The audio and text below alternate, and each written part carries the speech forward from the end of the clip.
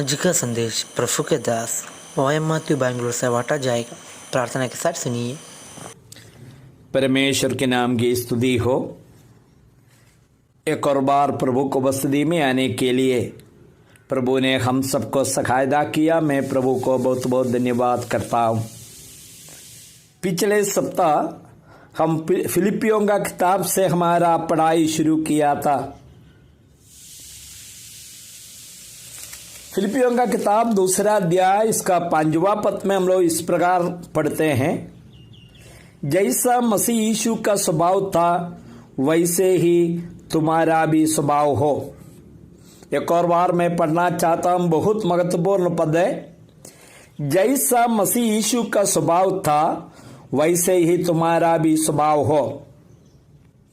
कई बार लोग हमसे यही पूछता है, हमारा मन में भी विचार आता है, उद्धार पाने के बाद में मुझे और आपको धरती में ज्यादा दिन क्यों रखा है?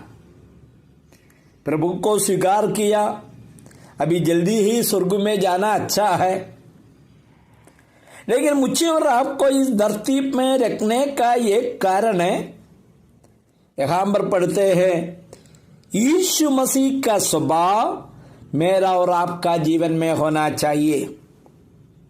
उद्धार तो पाया है, आज हम परमेश्वर का संतान है। हमें मालूम है आज हमारा मृत्यु हो जाए जरूर हम प्रभु के पास जाएंगे, मुझे पक्का विश्वास है। लेकिन जितने दिन इस धरती पर रखा है, एक बड़ा उद्देश्य रखा है कि मेरा स्वभाव प्रभु का स्वभाव में बदलना है। इस किताब का मुख्य विचार मुख्य विषय के रूप में यह कह सकता है, मेरा और आपका स्वभाव प्रभु यीशु मसीह का स्वभाव में बदलना है। आनंद शब्द इस पत्रिका में बराबर हम लोग देखता है। पहला अध्याय का 4 पद में पौलुस जो प्रार्थना करते हुए कह रहा है, 4 पद, और जब कभी तुम सबके लिए विनती करता हूं तो सदा आनंद के साथ विनती कर रहा हूं।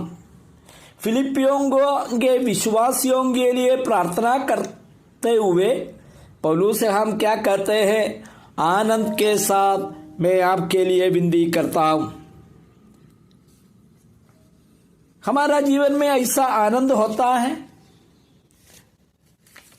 4 अध्याय का 4 पद हमें परिचित पद है। मैं विश्वास करता हूं कई लोग याद भी किया होगा इस आयत, प्रभु में सदा आनंदित रहो। मैं फिर कहता हूं आनंदित रहो। यह बताता है प्रभु में सदा आनंदित रहो।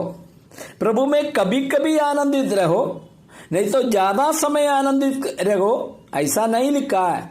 सदा आनंदित रहो। एक दिन में 24 घंटा होता है, ये 24 घंटे भी आनंद के साथ जीवन बिताने के लिए बाइबल बताता है। यह संभव है क्या? असंभव का बात प्रभु कभी कहता नहीं है। ऐसा है तो प्रभु का वचन पर विश्वास करने का जरूरत नहीं, लेकिन प्रभु का वचन पूर्ण रीति में विश्वास करता है, कोई असंभव का बात नहीं कहता है। यहां पर पौलुस ने बताता है फिलिपियों का विश्वासियों के लिए, प्रभु में सदा आनंदित रहो। शायद पौलुस कोई राजमहल में रहते हुए, राजकीय जो सुख विलास में रहते हुए लिखा हुआ होगा, तब तो उनको कह सकता मैं आनंद में रहता हूं। हमारा प्रधानमंत्री जी है जो नरेंद्र मोदी जी, वो कहता हमेशा आनंद में रहो। शायद तो प्रधानमंत्री है, उनका कोई चीज का कमी नहीं है, कहीं भी सफर करने के लिए उनको अपना हवाई जहाज है और हर प्रकार का सुविधा है, उनको देखभाल करने के लिए चारों ओर लोग हैं, सदा आनंदित रह सकता है उन्हें। उसी परिस्थिति में पौलुस बता रहे कि हम बिल्कुल नहीं। यहां पर 1 का 13 पद में हम लोग पढ़ते हैं, जहां तक कि कैसर के राजभवन की सारी पलटन और शेष सब लोगों में ये प्रकट हो गया कि मैं मसीह के लिए कैद हूं। अभी कैद है, वो प्रिजनर है, जेल में रहता है। जेल में रह करके उन्होंने आनंद की बात चर्चा कर रहा। उन दिनों का जेल बहुत दुखित, जो उनके बारे में ना समझेंगे तो अच्छा है। बिल्कुल कोई सुविधा नहीं था जेल में। आजकल जेल में हर प्रकार का सुविधा है, अच्छा भोजन मिलता है और हर प्रकार का सुविधा है, लेकिन उन दिनों में जेल में बिल्कुल कोई सुविधा नहीं था, कोई ज्योति भी नहीं था, अंधकार में अंदर में रहता था। बिल्कुल जान बना कर रखने के लिए थोड़ा ही भोजन मिलता था। उन लोगों को फ्लोर में सोना पड़ता था, कोई भी सुविधा नहीं था। एक व्यक्ति ने, जो चरित्रकार है, इतिहास लिखने वाला बताता है, चूहा चलता था और कीड़े भरा हुआ था उस जेल के अंदर में, मच्छर भरा हुआ था उसके बीच में, हर प्रकार का असुविधा में प्रेरित पौलुस कहता है प्रभु में सदा आनंदित रहो। प्यारे भाइयों बहनों, ये संभव है, बाइबल बताता है हर एक परिस्थिति में आनंद में रहना। कैसे आनंद में रह सकता?